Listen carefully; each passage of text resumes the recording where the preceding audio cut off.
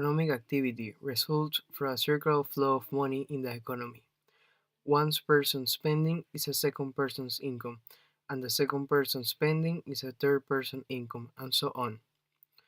One of the causes of recessions might be when individuals increase their savings. When this happens, the central bank is supposed to increase the amount of money in the economy by lowering the interest rates. When people have more money and have their confidence back, they will start spending. Liquidity trap is a situation when expansionary monetary policy, in which the increase in the money supply does not increase private investment. Even though interest rates are very low, income and hence does not stimulate the economic growth. When interest rates are zero, individuals will not want to hold any bond, since money, which also pays 0% of interest, has the advantage of being usable in transactions. When this happens, private demand is so weak that even at 0% short-term interest rate, people do not spend. One of the biggest issues in a liquidity trap is that inflation is the same as interest rates. So then are no incentives for private lending or borrowing. With zero interest rates, there is no cost in liquidity, and basically, people are saturated with it. They simply hold money as value. They do not have the confidence, or they think that in the near future there is going to be a financial problem. So they continue saving even though they have more money thanks to the monetary policy. They do not spend. Some characteristics of the liquidity trap are low interest rates, high saving rates, and an effective monetary policy.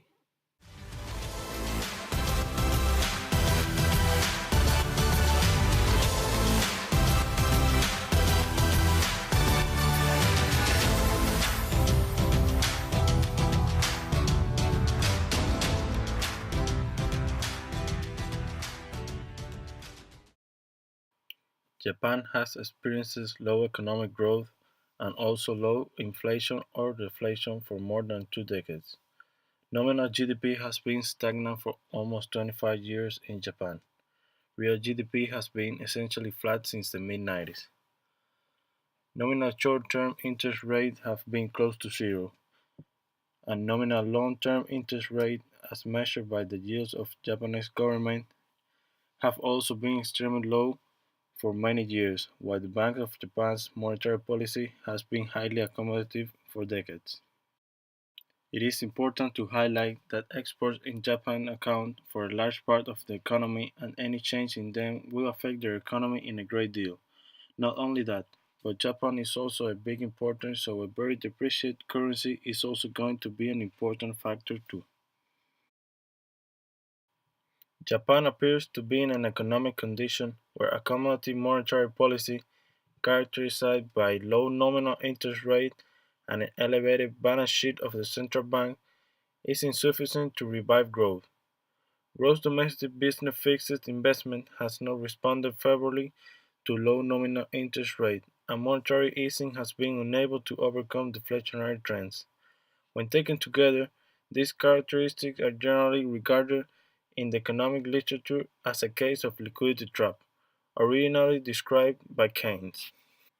This liquidity trap puts Japan in a very hard spot. They cannot decrease interest rate because it can cause a banking crisis, and they cannot use monetary policy to depreciate their currency even further, because importing could become an economic best for them.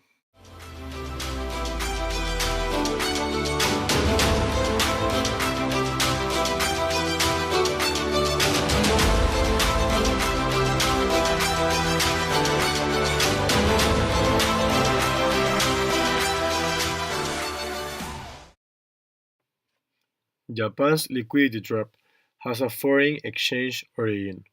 The depreciation of the dollar against the yen causes a huge diminish in Japan exports. When your currency gets appreciated, it is more expensive for other countries to buy your products. So for an economy like Japan's that wants to keep their currency devalued to get a foreign exchange advantage over other countries, it is bad news when their currency gets appreciated against other currencies. In the past, we have observed how American policies can affect Japan's economy. We have evidence like when the strong dollar policy of 1995 affected the economy in a great deal, depreciating the yen and boosting the economy for a while. The big issue here is that every time the United States changes their monetary policy, Japan's economy gets affected in a great deal, and being unable to predict future changes in their currency value creates a lot of uncertainty in the country, therefore reducing the incentives that people has for investing their money. Not only exports get affected, but when exports diminish or increase, the value of a currency fluctuates, causing a varying price level in the country.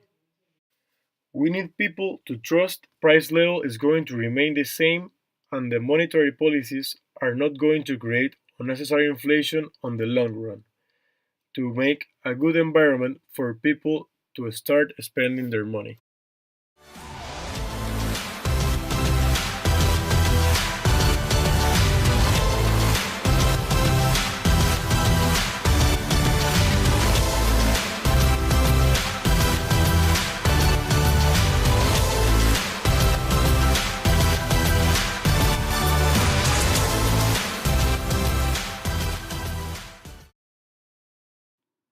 The solution we came up with is a fixed or pegged exchange rate with the US dollar.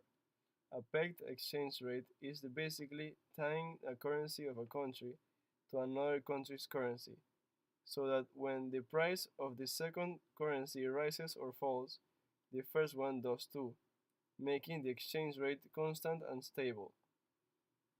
The pros of a pegged exchange rate can go a long way for Japan because as they keep the value of the yen low in comparison to the dollar, they will have a market advantage as it will be cheaper for other countries to produce goods in Japan. Because Japan's economy is often affected by unexpected changes in the United States' monetary policies. Now, as they can be predicted, they will cause lower levels of uncertainty in the behavior of the economy. Because the country will be protected from sudden swings in the foreign exchange rate, which reduces the chances of a currency crisis. The predictability in the currency behavior will lead to people feeling more secure at the moment of making investments. And of course, if people invest more, it will be reflected as a growth in the economy. A key factor in the fixing of the currencies is that Japan's imports also need to be taken in account, because Japan, as it is an island, has to import the majority of its raw materials. So if the currency is too low, then the importing of the goods could become too expensive for the country.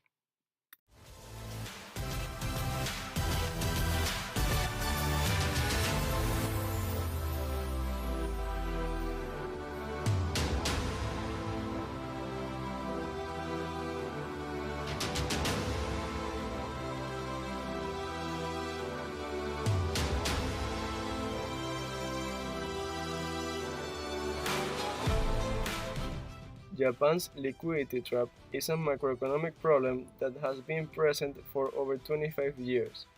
Now, other large economies like Europe and the United States are facing similar situations. After the research that we did, we found that a pegged exchange rate can fix some of the causes of the liquidity trap. We know that a pegged exchange rate will not fix the problem overnight, but with time and good management, we could see some progress in the future.